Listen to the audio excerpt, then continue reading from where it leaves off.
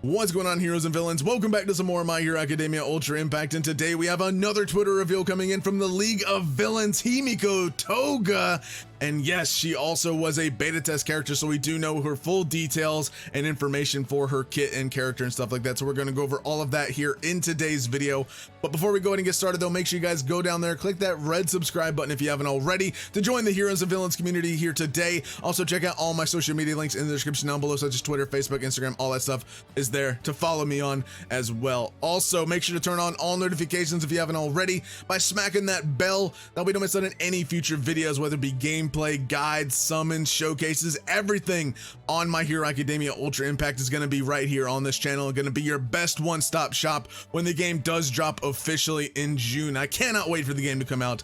But let's go ahead and discuss HIMIKO TOGA. So she was a closed beta test character, so we do know her information. But let's go ahead and read what this tweet here today says. So tweet. Playable character announced, HIMIKO TOGA. Her quirk is Makeover. The more you defeat your opponent with the strange thinking skill, the higher your critical rate will be. So she does increase critical rate. I can't remember what skill this is, but again, we do have her information on the wiki. Link to that being down in the description down below, like I said. But we do have her information. But let's go over what her art looks like, because this is her awakened art. So when the way you get the awakened art is by completing page 3 of the ability boost, which is completely free to do once you obtain the character. So you'll be able to unlock the page 3. Once you complete page 3, it then awakens the art to the awakened version, which this is her awakened art. So if we want to take a look at her art, this is what her unawakened art looks like. And then this is basically her right here, right? So this is her awakened art right here. So unawakened right here.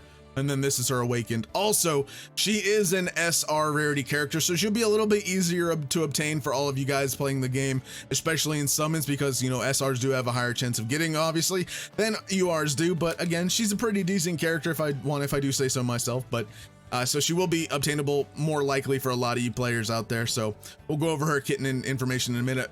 But if we didn't know that she was an SR because of the beta, just this tweet here, this little screenshot here kind of gives it away that this is a SR or lower rarity character, because this isn't her plus ultra animation or anything like that, which we do have her plus ultra animation. I will show that to you guys here in today's video also. But yeah, this is just her model and stuff like that. This is kind of giving it away that this is a lower rarity character, because UR rarity characters kind of have a screenshot of their plus ultra animations. There we go. So let's kind of go over her kit and information here. HIMIKO TOGA, Tip of the Blade, SR rarity character. So she is a blue type or a skill type character. And her plus ultra tag is I'll stab you plus ultra. 350% damage to a single enemy, reduces the power of a single enemy by 10% for 3 turns, and then a medium chance of inflicting bleed on that enemy. So you get to inflict bleed, which does do damage over time, right? And then also you'll be reducing the power of your enemy by 10% for 3 turns. So that's not too bad. That's pretty useful, I would say.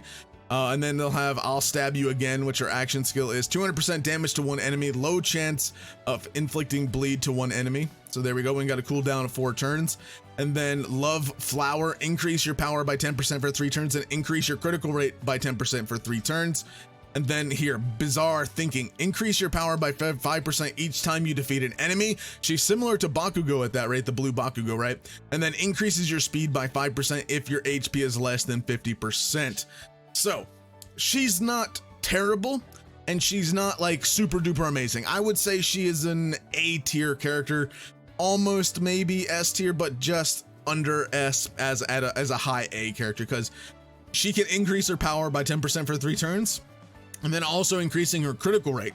So if I was to use her in battle, right, let's say I use her with Bakugo, I would definitely be using this action skill first, getting that increase in power and then increase in critical rate. And then I would go with her action skill to then hit the enemy with that 200% damage and then possibly inflicting the bleed.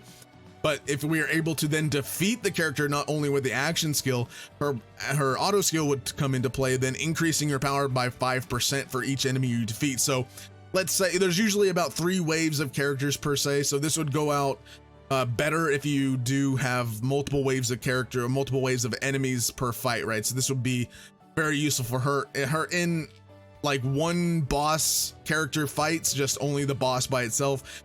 This probably wouldn't be too useful. So that's why she's not completely S tier character, because Again, it would be more useful in fights that have multiple waves of enemies, especially if those waves of enemies come in threes. So then you could defeat enemy, enemy, enemy, next wave, enemy, enemy, enemy, getting that 5% boost each time you defeat an enemy. But also she could definitely be paired alongside most other units because she's not really buffing anyone else. Inflicting the bleed can be useful as well.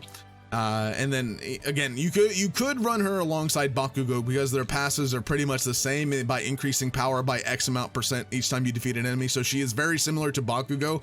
That's why she is rather useful, right? So that could definitely be it.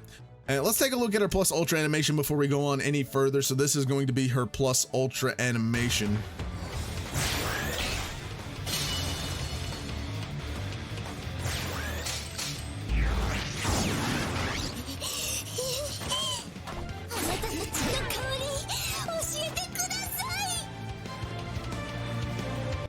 Yeah, so you can definitely see when her plus ultra animation does start, right? So let's kind of back it up a bit.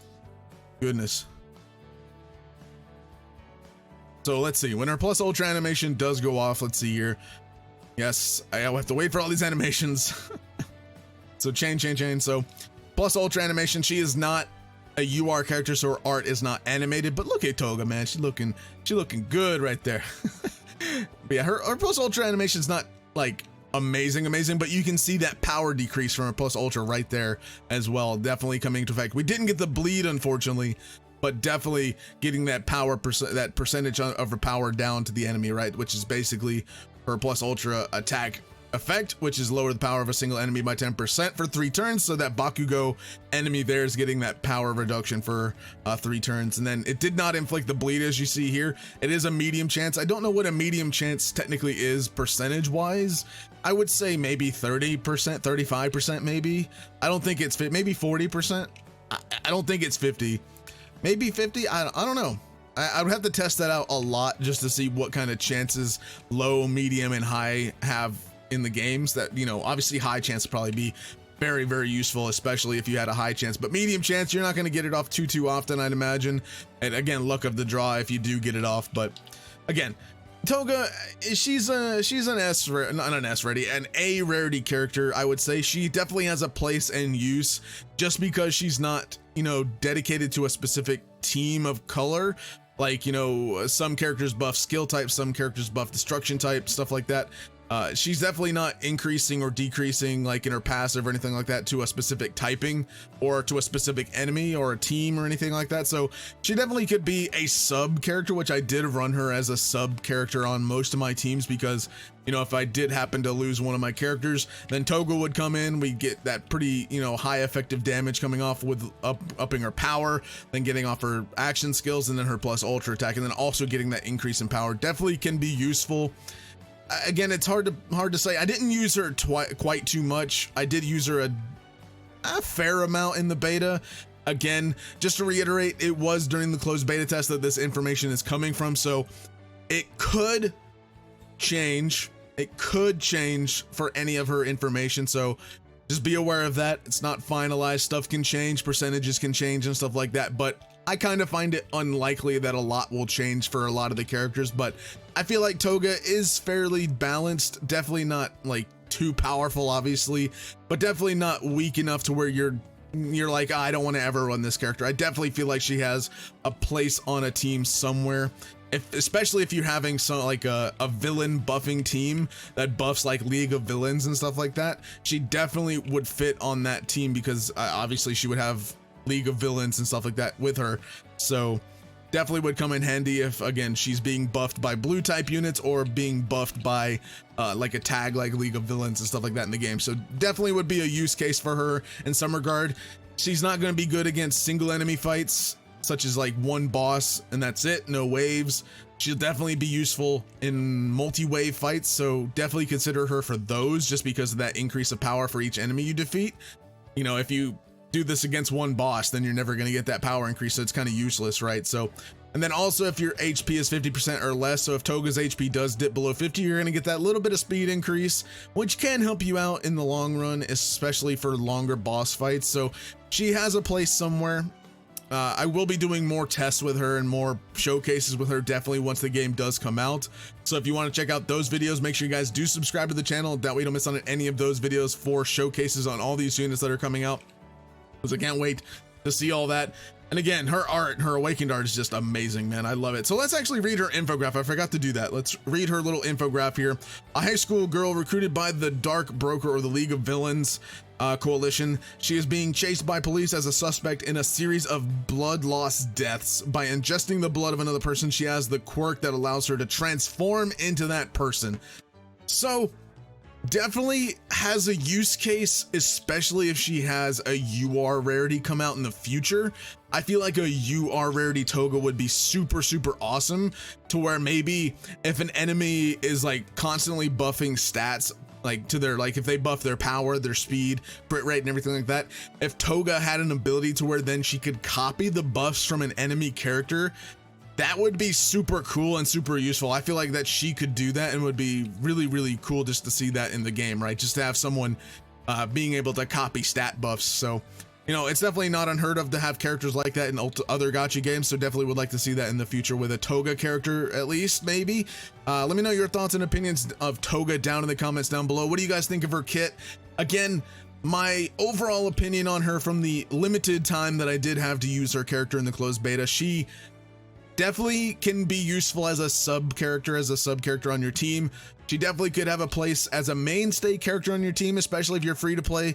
She definitely has that chance. Again, she's kind of like a mini Bakugo almost, because of that power increase for each time you defeat an enemy. So let's say you just happen to get unlucky and you just don't get Bakugo, right? If you happen to have a HIMIKO Toga on your team, then you're getting that mini Bakugo increasing power for each time you're defeating enemy. You're getting that power increase by her action skill here, and then also inflicting bleed, which gives you a little bit extra damage per turn. So that's, you know, she's definitely a useful character. Again, an A tier character, just judging based off of this right here, that I do have the limited experience with her in the closed beta test. So an A tier character, in my opinion. Definitely nothing to sneeze at, definitely nothing to look away from. Again, for you free-to-play players out there, she definitely could be a use on your team, so make sure to keep an eye on that once HIMIKO Toga and the actual game does release. We'll be doing showcases on HIMIKO Toga in the future. Again, make sure you guys do subscribe for that down below by clicking that red subscribe button. Turn on all notifications by smacking that bell, and also make sure to drop a like on the video if you guys did enjoy. I'll see you guys in the next one. Thank you guys so much for watching. Have a fantastic day.